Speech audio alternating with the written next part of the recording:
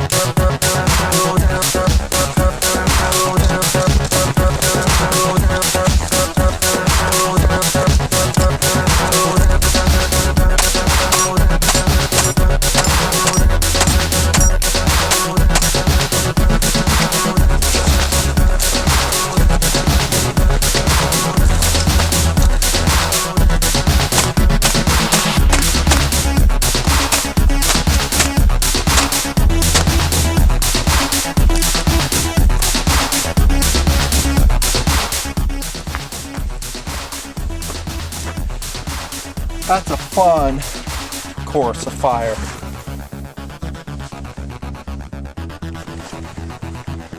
I want to do better. I want to put a little orange circle here so I have something to aim at. Ruger 2245. Run and gun with Nutnfancy and crew. Not too shabby. Look at those headshots. Suspect. There's rock.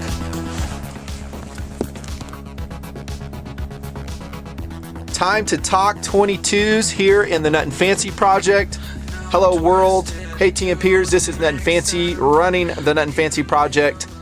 We're going to talk about the Ruger 2245 in this Nutnfancy tabletop review. This is a staple pistol. No, not one that shoots staples. Come on.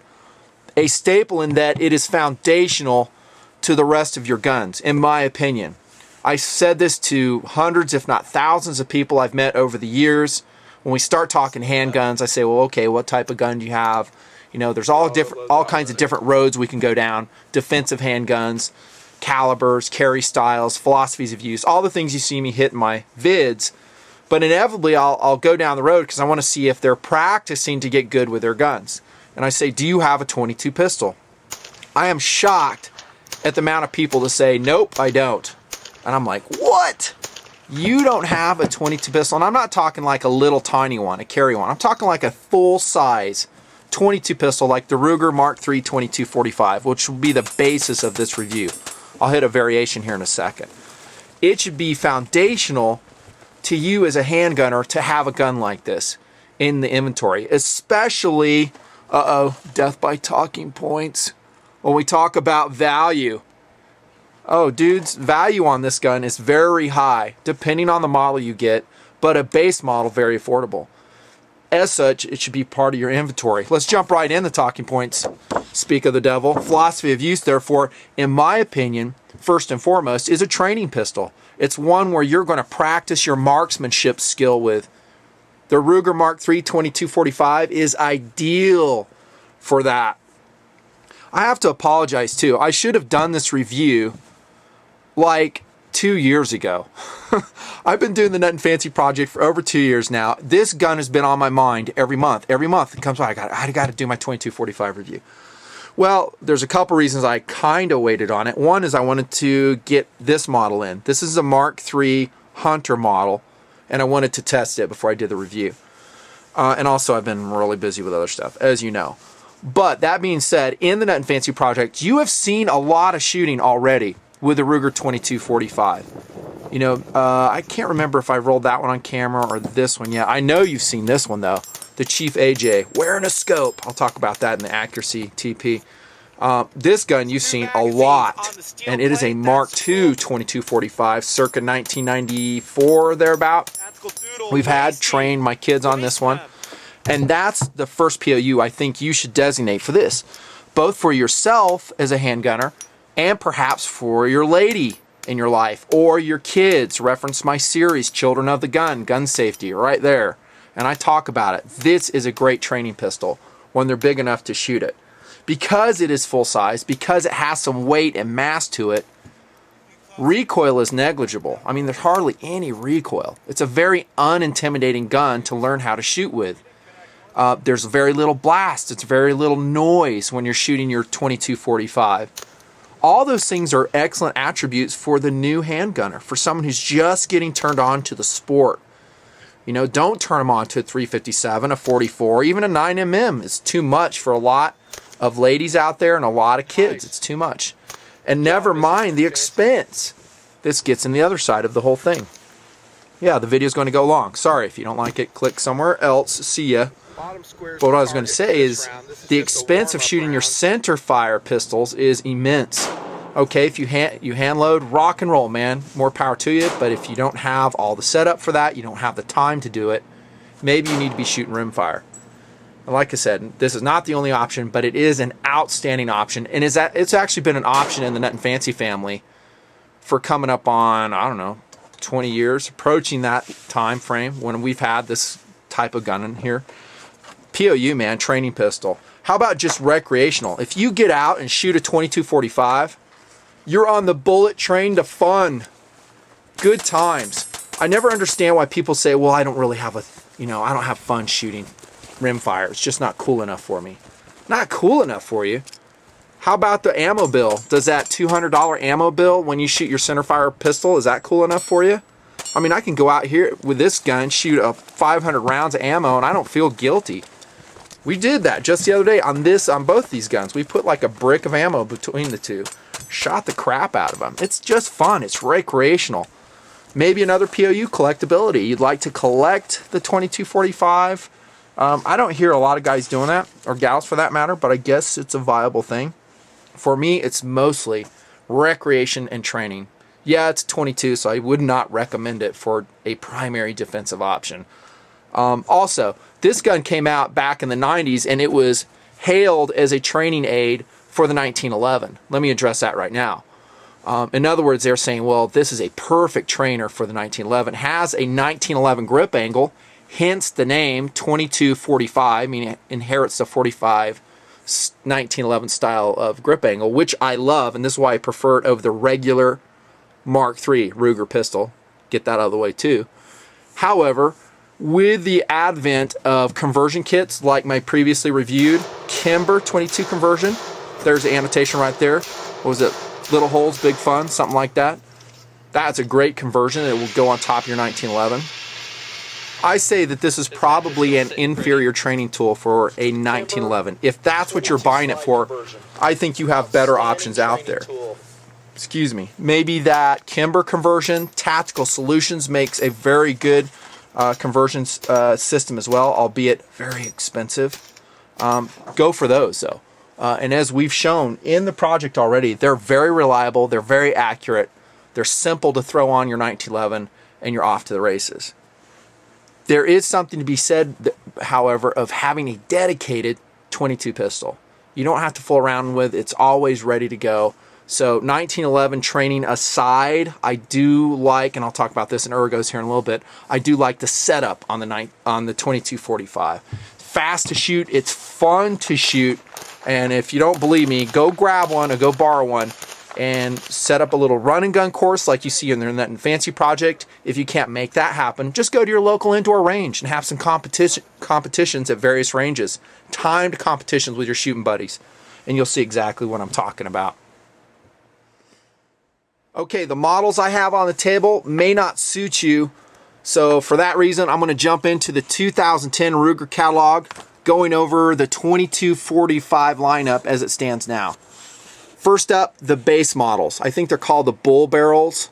There's a 4-inch version, blued, non-fluted, call number P4 Mark III, something like that. On the table is a medium-sized one. That's a P512 Mark III. That's always been kind of my favorite in the lineup. I love the 5.5-inch barrel. It's a great all-around barrel length, non-fluted, blued. And it also comes in a stainless steel version. Looks just like this, but has a stainless steel receiver, stainless steel barrel, non-fluted. There's a call number right there. Okay, then we upgrade to kind of the top of the line as of 2010 of the 22-45, and that is the Hunter versions. There's two currently, again, subject to change. There's your 6.88 inch version. I'll call it 6.9 inch barrel, wearing the high-vis fiber optic sights. Okay, this one right here. That is call number KP678, and those three numbers are the ones you want to remember. The 678 HM Mark III. Okay, I know it's probably a lot to remember. This one also comes in a 4.5 inch barrel version. That's in the catalog right there. Same gun, 4.5 inch barrel. I hope I said 4.5 inch, but that's what it's wearing. There's your call number if you're interested in that one. Okay, and then you have a slab-sided 4.5 inch barreled one, 2245. There's your call number out there. And then occasionally, Ruger will get in cahoots with some distributors like our friends, Gallery of Guns, Davidson's, and they'll come out with some other special versions. I hope to remember those. This is a 2010 Davidson's exclusive Ruger 2245 in blue. Sweet gun. Wearing a 5.5 inch barrel, if I'm not mistaken. Nice choice. And we love Davidson's. Big supporters of TMP. Thank you very much. Let's go on talking points. So there's variations. Oh yeah. Circa 1990s, Mark II 2245. I'm going to draw some comparisons as we go against what I feel is a better design. What? Yep, this one right here. I like it better than the newer one. Still a great gun though, so don't fret. Size and weight. Guys who watch the project know that I'm big on weight. That still holds true. I like lightweight knives. I like lightweight guns. However, let's go back to the philosophy of use and remember that the first one, again, this is just my data point, my mileage, is that primarily I think it's a training gun, a recreational gun. Okay, it's nothing tactical about it really. I guess tactically it can transfer. The training you affect with your 2245 will carry over into other platforms, no doubt. But nice. The pistol itself probably is not going to be part of a major loadout. Okay, like it would be with a service pistol, with a defensive pistol, with a tactical firearm. Okay, so then weight becomes less critical to me. Also, as a training gun, I kind of like that weight when I'm training a new shooter. Okay, it's less muzzle flip, it's less intimidating for them. Yeah, it's a little bit harder to hold for maybe some females, maybe some kids, but they can buck up and learn it. But I don't think it's a showstopper, the weight issue with a 2245. The feel is very muzzle heavy, I'll tell you though, because you have a polymer frame, big old chunk of stainless steel in this version, kind of weighing on out there. I don't find it points badly. I think it points quite nicely actually. And I'm talking about the 6.9 inch barreled Hunter version, which I'm showing you right here, but it is muzzle heavy.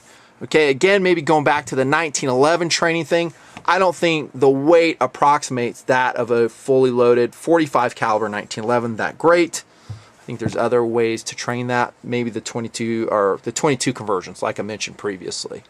Don't get me wrong though, even though the weight is like a lot, and it is on par with a lot of other versions, 22 competitors, maybe the Browning Buckmark in certain versions, also the Smith & Wesson 22 pistol, kind of heavy. I do like a lightweight pistol for me personally. Okay, because I'm an experienced pistol guy, and I don't mind in a run and gun cranking this around if I know I'm not going all day long with it. But if I could lighten it up, maybe with a Tactical Solutions pac-lite barrel, which I might mention again in accessories, I'm all for it.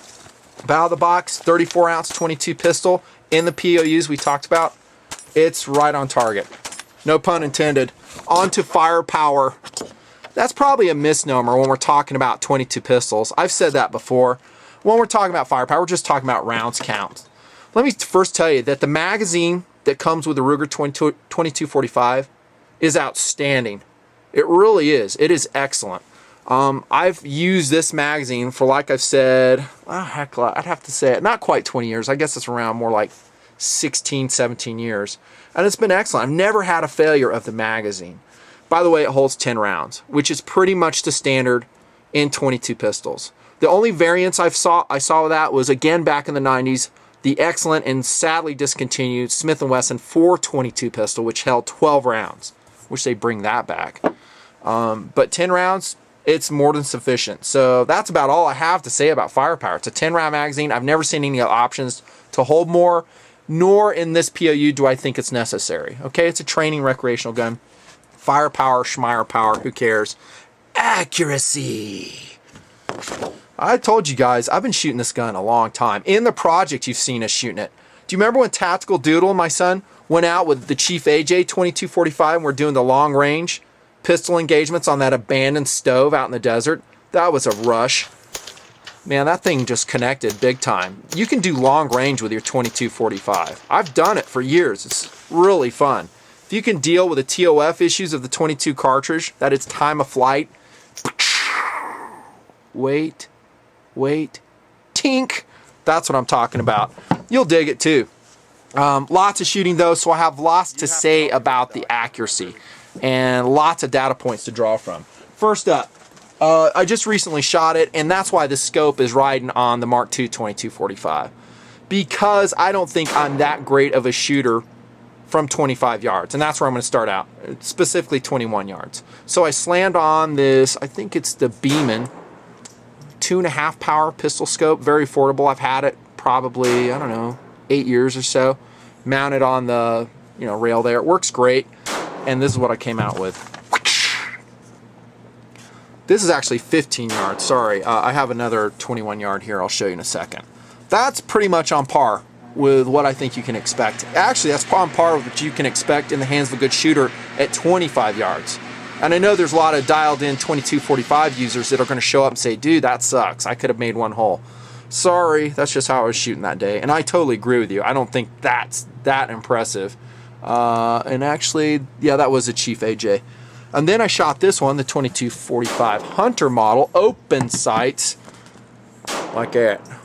And that was about 10 yards, I think. And there's another one I adjusting the sights. Okay, so that's okay. There's the open sight Hunter model. What was my yardage here? I think this is just 10 yards is all. Pretty decent. CCI Mini Mags on these. Disregard these when I was sighting in. That's your group right there. Okay, there's another one right there. And then where is my 21 yard target? I don't have a lot of paper. I've got a lot of electronic stuff to show you. Right here. There you go. That's a Chief AJ at 21 yards. I was pretty happy with that. That's about an inch group, maybe a little bit under. Okay, with a scope Chief AJ. You could shoot that well with an open sight 2245. And by the way, the accuracy on these guns, I'm just reviewing right now, concentrating on the Ruger Mark III 2245. It's the same as a regular Mark III. They're basically, as far as the mechanics and the accuracy, the capabilities go, the same pistol, with ergonomic differences, which I'll talk to. I may do a separate review of the Mark III. I can't promise it, because this is my recommended model that I'm recommending to you, the world, to my team peers, to my subs. Okay, that's pretty sweet accuracy if you ask me. With different ammo loads, taking my time, and again, time's always a very rare commodity here in the Nutnfancy project. Probably could have made those into one whole group. Okay, it's a very accurate pistol. I think though, like I've said in other pistol reviews, that it really is shown best in the run and gun. Okay, out in the desert, running and gunning with your 2245, which incidentally is a total blast. Good times. I mean, just went out with Last Suspect, my wife, Mrs. Nutnfancy, and like I said, we ran these two through the ringer and found them to be extremely accurate, in the run and gun. I mean, shooting the steel plates, they're varying, I forget what the distances were, like 10, varying all the way up to 15 yards was the longest one. With the heart rate slightly elevated, you can kind of get used to and find out what the ergonomics of the 2245 are all about and the accuracy. Pretty darn good. Dating back to all the last year or two, we took it out in a separate family outing, did some headshots with it on, bad guy targets, good groups at about 10 yards, if I'm not mistaken, with a 2245. It'll shoot as good as you shoot. Okay, if you're a good shooter, you're going to make some great groups with a 2245. I think the accuracy is on par with any other 22 pistol out there. There's some dialed in guys, like I've said before, that claim sub half-inch groups with their 2245s. I would have to see that to believe it, especially, well, I don't care how they shoot it. Achieving that with iron sights at 25 yards, sorry, I'd have to see it to believe it. An inch group, yeah, doable. I would say more along the lines of 2 inches at 25 yards. Remember, a lot of the stuff we hear in forums, the stuff we hear anecdotally, is kind of off, and that's what I like to show in the Nutnfancy project. I think 2 inches is probably realistic with rack grade ammunition, maybe bolt grade. You know, you throw in some match grade, you really take your time, maybe you add some accessories like a trigger, you'll dial it down, no doubt. This Chief AJ, by the way, since it is wearing all those things I just said, is capable of probably 1 inch at 25 yards. Ergonomics. There's a lot to talk about in this TP. I'm going to go as quickly as I can, but I have to be thorough. Nutnfancy, you said you like the Mark II better. Why is that? Well, first up, let's go to where the main differences lie, and that is in the grip.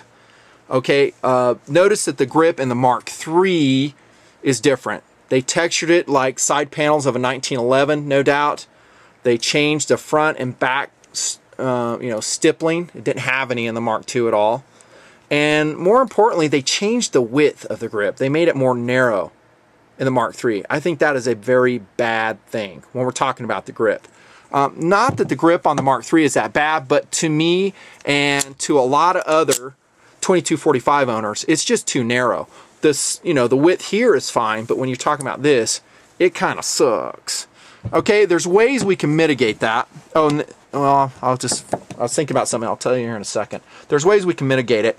Like you see here, throw on a handall. This one is from Pachmeyer, I think from a few years ago. I think current versions actually has some swells in them, which you may or may not like. I don't. I like just a plain rubber sleeve. For me, this pretty much cures the grip problem on a 2245. Okay, here's another one. I don't know the manufacturer on this one. I think it's Limb Saver. Okay, and that will fit on here, and it will cure, that problem. You may have seen previously the Chief AJ one was wearing some of that A grip material. I peeled it off recently to show you what the grip looks like underneath. This was a better grip though, and I'm sad that they changed it. It's not like a showstopper like I'm saying, but not great. Here's another change. Squared trigger guard in the Mark II. That's gone bye-bye in the Mark III, as you can see, rounded. I know, a lot of guys will love that. They say, I never rest my finger there anyhow. You're supposed to point your thumbs like that and, just do that. Whatever. I like doing it. Shoot well that way, like I've said 1,000 times. To me, that's another downside. They added in the Mark III a loaded chamber indicator. Totally an unnecessary addition to the pistol. And that with the magazine disconnect kind of irritate me about the Mark III 2245. In fact, I hate it. Because in a way, it's kind of signing off on the political correctness of gun safety, saying that we need mechanical devices to keep us safety. Witness my Children of the Gun safety videos that I'll annotate right now, where I talk about this exact issue. No, we don't need mechanical devices to keep us safe. We need safe gun training, especially when that mechanical device ruins what was a pretty darn good design. Again, the Mark II 2245. What are you talking about, Nutnfancy? Talking about this. Again, all these guns are safety checked. I have to have the magazines in them for this. Notice when I depress the magazine release button in the Mark II 2245, out comes the magazine. In this case, falling on the floor because I didn't catch it. Wah, wah. Okay, the Mark III 2245, I'll use the Hunter model. You press the magazine release, does not drop free. You have to pluck it out. One reason is they have what, I'm going to get my nomenclature right, the magazine disconnector. Up here in the receiver, I think you can even see it. Where's my Preon 2? Here it comes. Okay, the magazine disconnector. You see that down there in the mag well? I hope you can see it. Let's see, right here. I'm going through the viewfinder. It's that little arm down there on the lower right. See that? That presses up against the magazine. It tells the gun that there's a magazine in it and allows the lockwork to unlock the sear so you can fire the gun. It's a magazine disconnect. In other words, without a magazine in it, again, safety checked, you can't fire the gun. I hate that on any gun. I don't care if it's 22, 380, 9mm, 45, whatever. Not needed. Okay, and in this case, what it does is that finger presses on the magazine, doesn't allow it to drop free in most cases. Once in a while you get lucky, it'll come out. Okay, I think Ruger says, well, with a lot of use, it slicks up and it'll start coming out. Well, how much is a lot of use? I have thousands of rounds through between these two guns right now, and I haven't seen any improvement. Here's the other one. It's not popping out either. Okay, so that's a variation. I don't like the magazine disconnect. When we get around to field strip and maintenance, which I'm just going to summarize in this video for time constraints, That's another disadvantage of having the magazine disconnect. You have to insert and take out the magazine several times in the takedown process. Previously, in the Mark II version, you didn't have to do that at all. Hassle, hate it. And again, the main reason I hate it, well, I shouldn't say the main, but another reason I hate it is the bow to political correctness. Totally not needed. Here's a good thing on the Mark III. It does have a tapered bolt handle on it. See that? So that's kind of angled outward. On the Mark II, it was just flat. Oh, the scope's there. I don't know if you can see it. There you go, right there. See? Is that a big deal? Actually, no, not at all. A lot of guys make a big deal of that. In my shooting, I've shot all these guns a lot. I don't really notice any difference at all. Okay, ergonomically speaking, not that great. Okay, so some Mark III changes. I don't know. I'm going to give them a thumbs down pretty much, but not where it kills the design. Okay, because I think the ergonomics, and I'll use this model here, if you can get past those issues, are pretty darn good. Again, we have a 1911 grip angle, which is outstanding. I love it. Your safety's right here. Again, safety checked. Okay, your safety's right where you'd expect it. Analogous to a lot of other firearms. Here's your bolt release. Okay, works pretty good. I'm getting tired. Okay, the ergonomics, when we talk about the controls, are excellent. Your magazine release is, of course, right there. You're going to have to get used to doing that. Okay, plucking the magazine out. Instantly in firing, it should hold open last shot. In my experience with all the guns on the table, sometimes it does, sometimes it doesn't. All right. Keep in mind, I have a lot of different magazines for the gun, like 12, and a lot of them have been in use since the 90s. Okay, so is it dealing with the magazine? I didn't take the time to research it. I don't know, and honestly, I don't care. It's a 22. Another issue, while we're talking about ergonomics, is the failure in a Ruger 2245 for the magazine to seat easily, and that's how I'm going to term it easily. A lot of times we'll slam the magazine in, it clicked that time. Sometimes it doesn't. You're sitting there shooting, next thing you know, your magazine falls on the ground, or it fails to chamber another round. Very common. Again, I think it's that magazine disconnect lever that is pushing down on the mag. And granted, on this one I have a Pachmeyer rubber sleeve, maybe creating a slight interference problem. But if you're shooting, you really got to make sure that magazine gets in there. You know, push it up with your thumb, heel butt it, and then maybe tug on it if you can.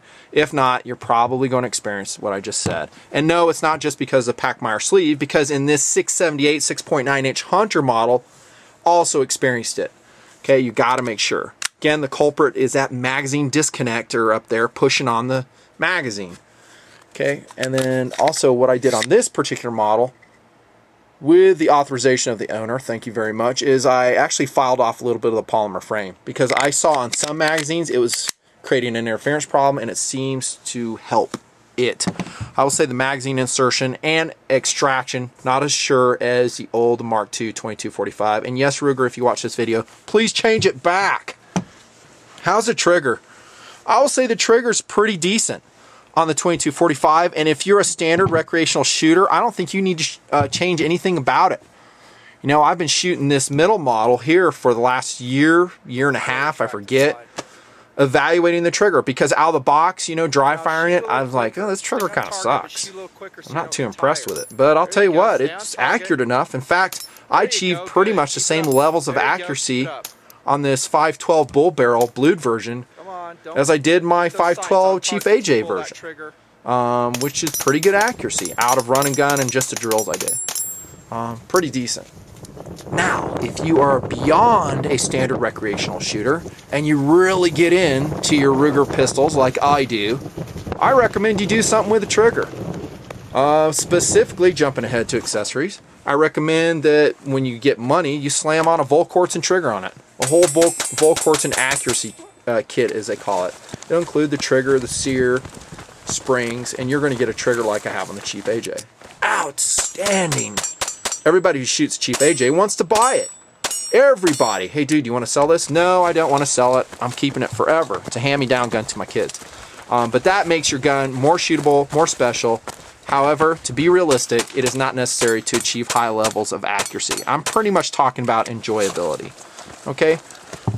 Let me see if there's anything I've forgotten on ergonomics. I know there is. One other issue before I leave ergonomics, I think I did cover most of it, is it's pretty much set up for right-handed shooters.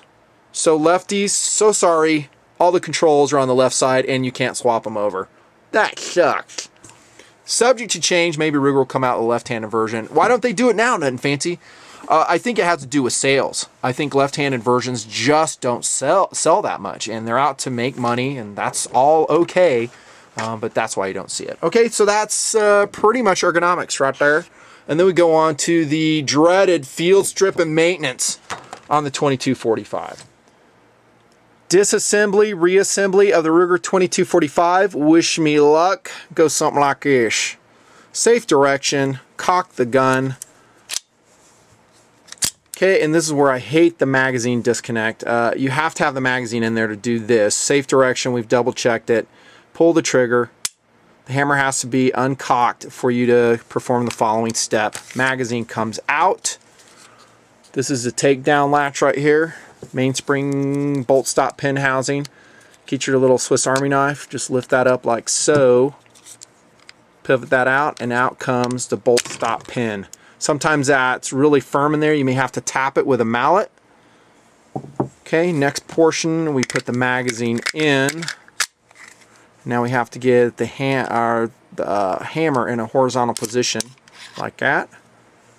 Bolt comes out. Okay, so that's pretty straightforward. Magazine comes out. That's a 2245, pretty much as far as you want to maintain it. If you really are motivated and want to create some more work for yourself, you can take the barrel receiver assembly off, and there's a barrel lug right here on the polymer frame that fits very snugly on the Mark III 2245. So much so you may have to take your mallet, where'd I have one, plastic mallet, and smack it on the back like so to get it off that lug. So you tap, tap, tap, it comes off the lug. I really don't see a reason to do that because, as you can see, you're not going to gain any more access to cleaning your gun. So you have it, you can clean like that. Reassembly is a hassle, and I usually screw it up and I have to go in the manual and say, what did I do wrong? A couple gotchas. Here's the first one from Nutnfancy. The bolt release right here, it's in the up position. You want to make sure that's in the down position, because you see that little piece of steel right there? If that's up, you will not be able to reinsert the bolt. I speak from experience. Okay, like so. So you're sitting there like, why isn't that going in? Because your slide release is in the up position. Okay, secondly, the recoil spring assembly. Make sure it's seated just like you see here. Okay, make sure that firing pin, cross pin, the firing pin, cross pin is still in there. I've never seen where it's come out. Okay, and if you've taken off your barrel receiver assembly, make sure that you seat that all the way onto that frame. Again, from the barrel, you may have to use your mallet and tap it on. It's got to be all the way seated, otherwise you're not going to be able to put this bolt stop pin back in. Okay, so here comes the bolt, it's coming back in, and notice that those things line up like that. Notice that it doesn't look like this. If it looks something like that, you probably did not seat the barrel all the way onto the frame. All right, there's the first part. And then I reference the manual to make sure I don't screw up the next part. Okay, so from the back side of the frame, see how that hammer is not fully forward? We have to push that fully forward. So, if I'm not mistaken, we got to put our stupid magazine back in for that. I hate that. Safety's off. Again, safe direction. We're going to pull the trigger, and then I take a pin or something and push that hammer forward. Make sure that's right. So hammer has to be fully forward. See that orientation now? The reason that's important is so you can put your bolt stop pin in through that hole. If the hammer is further back, you're going to create an interference for this lug engagement, and you will not be able to get that pin fully through the receiver and engaged. Again, voice of experience, I've screwed it up lots. And so here's a bolt stop pin coming in. Everything's lined up, right? By the way, I can take my magazine out if I'm not mistaken. See how that went flush in there? That's good. See that lug? It's going to engage right there. Now the next part is what you hear a lot about the 2245, and that is there's a hammer strut pin. Where's my flashlight? Right here.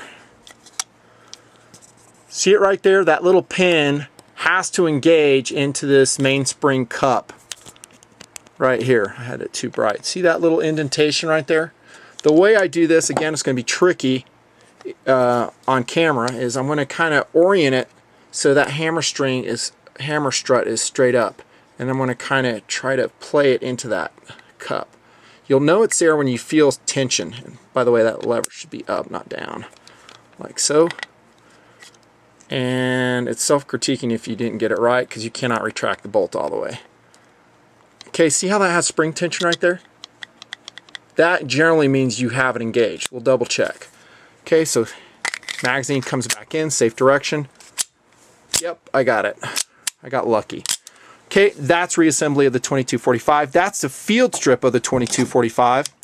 The main gotchas, as I see it from my own experience being a longtime owner of the 2245, if generally you don't want to take off the barrel. If you do, make sure it's seated all the way on the frame. Make sure that takedown lever, the slide release lever is in the down position so you can get the bolt back in. Make sure that hole lines up when you put the bolt stop pin in. And then remember what the manual reminds you of. Okay, that the hammer has to be in the full forward position when the bolt comes out.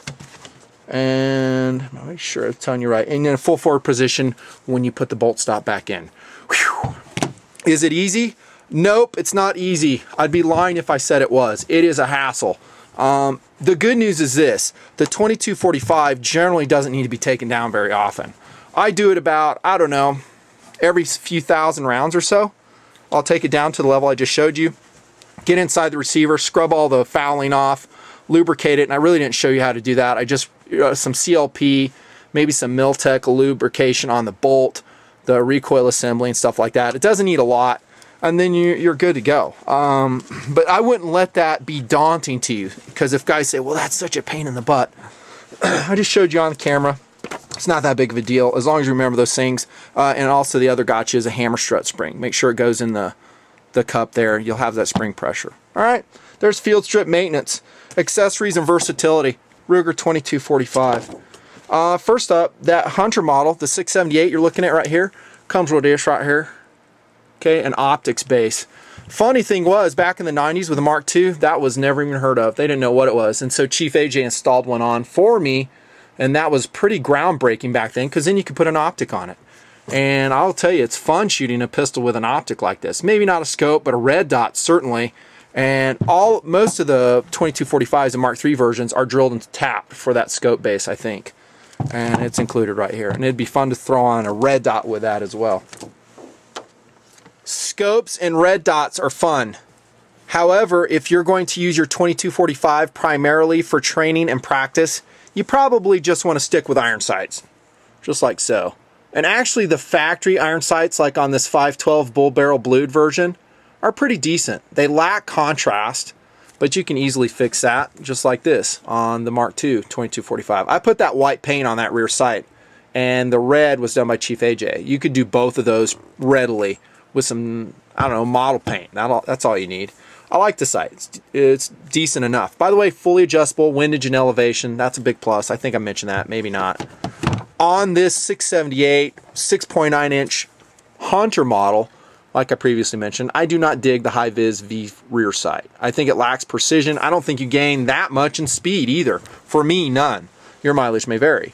This sighting option, I'm talking iron sights, needs some work. So a couple ways to do that. We're talking about accessories still. You can go to Ruger Factory. They have some sight sets, fixed variety for the Mark III pistols that you could put on there. You could interchange the rear sight blade only, as I attempted, but apparently I got the wrong height. It was too low. The blade was too low, and so I ran out of elevation adjustment to get the gun dialed in. There might be some other ones out there. I just didn't have time to fix it. What I'm going to opt to do on this Hunter model instead is go with the Williams fire sights, like so. Because it is made for the gun, and just like the Ruger Factory, fully adjustable for windage and elevation. Sliding on a ramp in this version. Might sit a little bit higher, and they're not steel, they're made out of polymer. Okay, but they have high visibility fiber optic inserts made for the gun, and from my just preliminary research, I think they're going to be pretty cool. Haven't tested them yet, don't know. But the good news is there are some sighting options. When we're talking about iron sights for the 2245. Let's go on to barrels. We're still talking about accessories. You may not dig the 34-ounce carry weight of these guns. Or maybe you just want to turn it into a project gun. And that's where I think a 2245 really excels. A project gun. Because there's so many cool modifications you can do to it. Just like this. that increases the shootability and the cool factor. Okay, bead blasting, Duracoating, Volquartz and trigger. I'll talk about that here in a second. Talking about barrels though. A couple barrel options out there. None are super cheap, and that's the downside. First up, Tactical Solutions in Idaho. Pac-lite receiver for the 2245. And is that cool or what? Olive drab. The compensator doesn't come with it. That's extra. Anodizing is a little bit off. The matching, that is. Very cool. Super lightweight. It will lighten your 2245 up a lot. Included on it is a top Picatinny rail for attachment of optics. Iron sights. Shorter sight radius, however. And they do have an option for an underside Picatinny rail attachment for lasers and lights, kind of bringing the 2245 in the realm of a lot of other tactical 22 pistols, kind of like the SIG 226 LR that already has that. Okay, very cool, very expensive. This is on loan from a friend. I may do some more vids on that. Here we go. Checked out the price. $263. Dude. That's a lot of money, and I think they've even gone higher, though. Volquartz also makes a barrel option for your 2245. It's called the LLV. It's kind of slab-sided. Very cool looking. I think it's also expensive. What you need to really determine is, are you willing to spend basically the same amount of money on your 2245 that it took to buy it? I don't know. You may be, maybe not. It just depends. Magazines-wise, when we're talking about accessories, there's not much you need. The factory mags are perfect. I've never seen anything extended for the 2245. You might want to consider this, though, and that's a loading accessory from the company HKS. This one right here, I think it cost me all of $1.78. It slides over the magazine like so. Okay, and it just allows you to easily depress and load it. You may laugh and go, well, you don't need that. You got a loading button on the side. And that's true, but when you're going through hundreds and hundreds of rounds, you're loading lots and lots of magazines, this is a nice accessory. Love it. Just keep in mind, it's so affordable, why not get it? Maybe a downside on the 2245 is that it is molded polymer. As such, you can't take off the grip panels. It is what it is. However, there are some dudes out there that have ground down the side of their 2245, making that a completely flush side. In other words, getting rid of all the checkering here. And then they affix 1911 grip panels to that. Okay, they put in some screw bushings, and I think the bushings are available from Brownell's. Call number 296-000-140. 1911 bushings, and then you could mount, after much work, I think, some 1911 grip panels. Remember though that Ruger probably caught wind of that and said, that's kind of a cool thing. And so they factory do it. And the gun I recommend you buy out of all the 2245s I'm talking about is a replaceable panel version. So you have that option. So you can swap in and out 1911 grip panels. I think it solves the thinness issue in the best way possible. Because that is thin, and most folks who shoot the 2245 complain about it. Again, the Gen 2 was a much better design. So Gen 3 maybe, Ruger, if you're watching, why don't you thicken that out a little bit, or just make it standard for the replaceable grip panels. Another affordable option might be just a grip sleeve, like I talked about earlier. And for me, like I mentioned, it works pretty darn good. I don't mind it at all. It's, it's a cost-effective solution. Triggers, still talking about accessories. My ultimate favorite, the Volquartz. You can see installed here in my Chief AJ. Thousands and thousands of rounds shot with it. I absolutely love it. Of course, everybody who shoots it always wants to buy it from me. No thanks. It's going to be an heirloom gun, and I'll keep it forever, like I said earlier. Love this gun. Volquartz and trigger, though, not inexpensive. Pretty much like all Volquartz and things. I think if you get the entire trigger kit to include the hammer, the trigger, the sear, the springs, around $100. If you want to save some money, my understanding is you get the trigger itself and the sear itself. Those two items will do a lot for your trigger pull, kind of lightening it up down to the 2-pound mark. Again, Terry G does trigger jobs too. I'm still evaluating this one. It is a big improvement over the standard 2245, and I think he charges $65. That's Yoda at Impact Guns. I may break that out into a separate vid. We'll see. I don't know if my video turned out that great. Okay, so those are a few accessories. I'm probably forgetting a lot on the 2245, and guys who are really into the pistol probably go, dude, what about this? What about this? I apologize if I missed your favorite accessory, but those are the important ones to me. Trigger, that's your fire control, your sighting options, and then your ergonomic options. As far as this stuff goes, the controls, I don't see any issues with them. I would never change anything about it. You know, if you can find something that makes that magazine extract more easily and more readily, I'm all for it. And actually, I'm going on record, I'm for taking that magazine disconnector out. And there's some websites, I think, that talk about how to do it. If you do that, you will void your warranty with Ruger. You send it back to them, they're going to have a hissy fit. Probably reinstall it. Not probably, they will. They'll have to, because it's a safety mechanism that they're installing. Whew, man, lots to talk about. Accessories and versatility, I'm done. Value. Like I said at the beginning, this should be a staple in your lineup because it's so affordable. The base models of the Rugers are around $240, like this one. $240 is what that's going to cost you. Less than the pac-lite barrel is the gun. Okay, that's pretty affordable. You go special like the Hunter model. This is a 678 Hunter model. It's going to cost more, around $390, I think. Is a little bit more, a little bit less. I went to Gallery of Guns, I think, and looked at it. I think it's even more. It was like $425. But again, you get the high visibility sights, a longer barrel, and by the way, I do love the longer sighting radius on this model of Hunter, 2245, just for the record.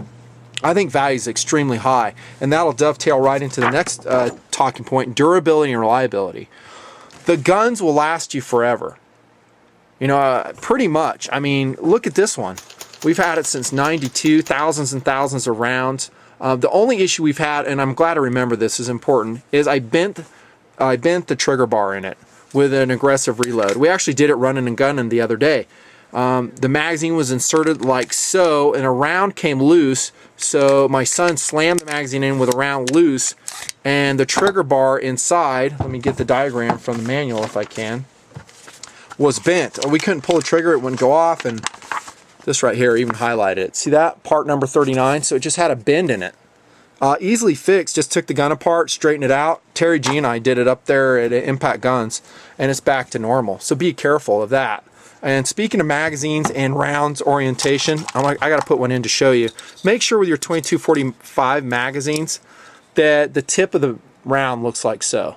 Okay, so it shouldn't be diving down, and that's just a characteristic, a quirk of the 2245 magazine. Some may say, well, that's a big downside. Not really, it's not a big deal. Keep it in mind though. With vigorous run and gunning, the round could pop out just like we experienced though. The guns will last, the magazines will last, so the track record is outstanding for the Ruger 2245. The Mark II was my favorite. If you ever see one on the used market, I would pick it up without hesitation. If the condition is good, it probably will be unless it's been abused. However, the Mark III 2245s, even though they have that ridiculous loaded chamber indicator and magazine disconnector and more narrow 1911 style grip, still a great gun, especially for the accuracy and the reliability achieved. I don't know if I really spoke to that so much. Reliability is pretty darn good. It is a 22 though, and it will bobble, especially if you use bulk ammunition like so. I would expect, I don't know, 10 failures in bulk rounds every 400 rounds. It's a 22. It's not perfect. As far as mechanical design goes, it's pretty darn perfect when we talk about everything else. Reliability, accuracy, funness to shoot, the recreational level that you'll achieve with your 2245. Amazing. It is a staple pistol. Go out, shoot a lot. Don't go broke when you do it. The best way to do that is get an affordable, high quality firearm like this if you're training and just recreating, just like the Ruger 2245. Highly recommended. Yes, even with all its quirks. This is Nutnfancy. This is a tabletop review. Hope you liked it. Thanks a lot. It's a ton of work to put them together. Out.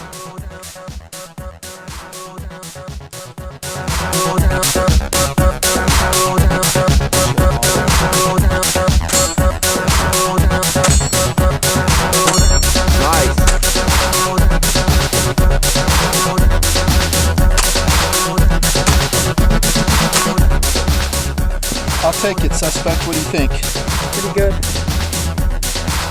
It's hard to keep your heart rate under control. Calm down to make the shots, too. That's at 15 yards, this last stage.